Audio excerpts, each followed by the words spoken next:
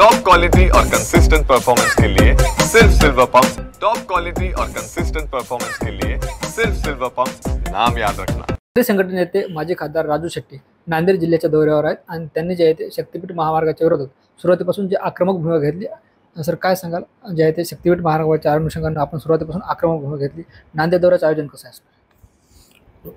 शक्तीपीठ महामार्गाचे जे बाधित शेतकरी आहेत त्यांना संघटित करणं, त्यांना जे सक्तीचं भूसंपादन करण्याचा प्रयत्न सरकारमार्फत होतोय तो हाणून पाडणं, त्याचबरोबर सरकारकडून पीक विम्याच्या बाबतीत, कर्जमाफीच्या बाबतीत जो विश्वासघात झालेला आहे, या महायुतीनं विधानसभेच्या निवडणुकीमध्ये केंद्र सरकारनं जाहीर केलेल्या हमीभावापेक्षा 20% जादा अनुदान देण्याचं आश्वासन दिलं होतं. ही सगळी आश्वासनं हवेत विरलेली आहेत. शेतकऱ्याला गंडवलं गेलेलं आहे, त्याची मतं घेतलेली आहेत आणि या संदर्भात व्यापक जनजागृती करून याचा जाब खरं तर राज्यकर्त्यांना विचारला पाहिजे. या संदर्भातला हा माझा दौरा आहे. सर, काही दिवसापूर्वी नांदेडच्या हदगाव तालुक्यात शक्तीपीठ महामार्गाच्या अनुषंगानं काही कर्मचारी अधिकारी माती परीक्षण करायला आले होते, मात्र स्थानिक शेतकऱ्यांनी त्यांना हुसकावले, अक्षरशः हाकलून लावले. काय वाटतं यावर? 100% त्यांचं बरोबर आहे आणि त्या शेतकऱ्यांची भूमिका काय चुकीची नाही. डॉक्टर बाबासाहेब आंबेडकरांच्या संविधानानं या देशातल्या प्रत्येक शेतकऱ्याला, प्रत्येक नागरिकाला स्वतःच्या मालमत्तेचं रक्षण करण्याचा अधिकार दिलेला आहे. एक कायदा करून हे जर शेतकऱ्याला 2013च्या कायद्याप्रमाणे जे मिळालेलं संरक्षण आहे ते संरक्षण काढून घेत असतील आणि सक्तीचं भूसंपादन करत असतील तर शेतकऱ्यांनी असंच वागलं पाहिजे, असं माझं स्पष्ट मत आहे. बरं साहेब, शक्तीपीठ महामार्गाला पर्याय काय वाटतो तुम्हाला? आता रत्नागिरी, कोल्हापूर, लातूर, नांदेड, नागपूर हा जो महामार्ग आहे हा शक्तीपीठ महामार्गाला समांतर महामार्ग आहे. या दोन्ही महामार्गातलं जर अंतर बघितलं तर काही ठिकाणी 15-16 किलोमीटर आहे, काही ठिकाणी 20 किलोमीटर आहे, काही ठिकाणी 2 किलोमीटर आहे.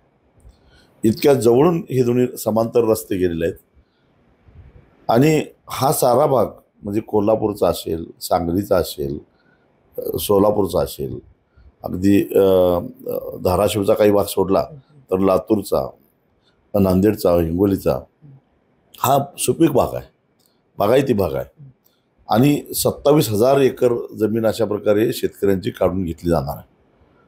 कशासाठी? आहे तो रस्ता जो आहे त्याच्यावर वर्दळ अतिशय तुरळक आहे. खरं तर राष्ट्रीय महामार्ग प्राधिकरणानं नुकतंच हा रस्ता बांधून पूर्ण केलेला आहे. त्याच्यावर 60 किलोमीटरला एक टोल आहे. त्याच्यामध्ये जे अपेक्षित टोलचं संकलन आहे ते दररोज 40 लाखाहून अधिक असलं पाहिजे असं त्यांना अपेक्षित आहे, परंतु प्रत्यक्षात तिथं 10 ते 11 लाख रुपये टोल वसूल होतो.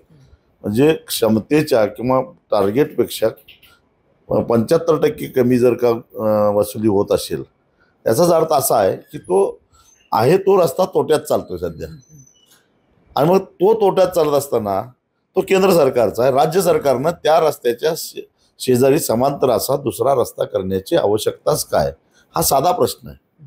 दुसरी गोष्ट, या रस्त्यासाठी जो अवास्तव खर्च दाखवलेला आहे तो म्हणजे त्याच्यामध्ये प्रचंड मोठा भ्रष्टाचार होण्याची शक्यता नाकारता येत नाही. देशभरामध्ये राष्ट्रीय महामार्ग प्राधिकरण जे काय रस्ते बांधणी करतं त्याचा जर खर्च बघितला तर साधारणपणे 6 पदरी रस्त्याला 1 किलोमीटरला 30 ते 35 कोटी रुपये खर्च येतो. जमिनीच्या किंवा त्या मातीच्या प्रतवारीनुसार. मग शक्तीपीठ महामार्गाचा जर का एकूण प्रकल्प अहवाल बघितला तर एकूण 802 किलोमीटर लांबी आहे आणि 86,300 कोटी रुपये खर्च येणार आहे. याचा अर्थ असा झाला की 1 किलोमीटरला 107 कोटी 60 लाख रुपये खर्च येणार आहे.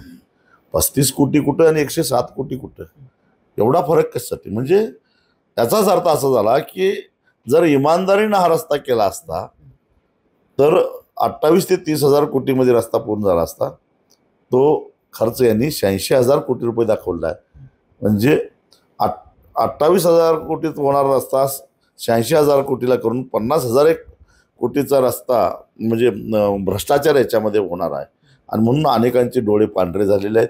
कालपर्यंत विरोध करणारे आज हळूहळू त्याचं समर्थन करायला लागलेले आहेत. हे रहस्य काही लपून राहिलेलं नाही, परंतु हे आम्ही होऊन देणार नाही.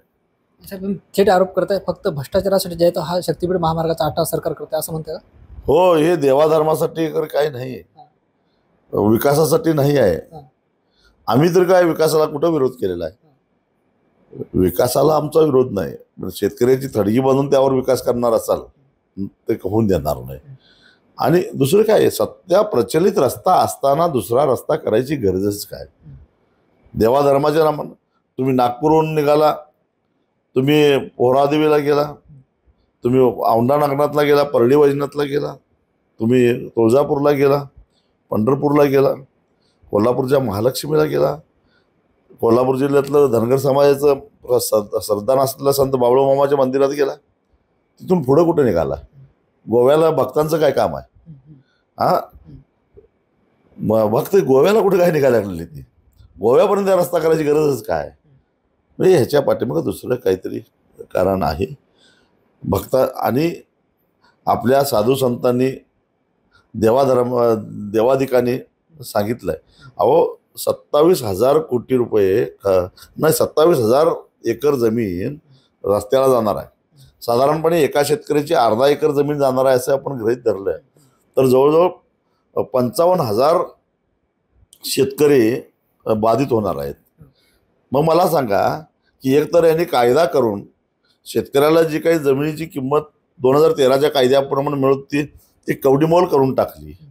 दुसऱ्या बाजूला सक्तीचं भूसंपादन आणलं. कुठल्या देवाला आवडेल हो की 55,000 शेतकऱ्यांचा बळी देऊन आणि त्या रस्त्यावरनं भक्तांना माझ्या दर्शनाला यावं असं कुठल्या देवाला वाटेल का? मग देवाचं नाव घेऊन कशाला जनतेला लुटता? सर, अधिकचा मावेजा मिळाला, तुम्ही सांगता त्याप्रमाणे 2013च्या कायद्यानुसार मावेजा मिळाला, तर शेतकऱ्यांच्या विरोधात मावळ काय सर? जोपर्यंत शेतकऱ्यांचा विरोध आहे तोपर्यंत आम्ही शेतकऱ्यांच्या बरोबर आहे. बरं, नांदेड जिल्ह्यात जे ते अवकाळी पाऊस झाला आहे, गारपीट झाली, प्रचंड वादळी वाऱ्यामुळे शेतकऱ्यांचं मोठं नुकसान झालं.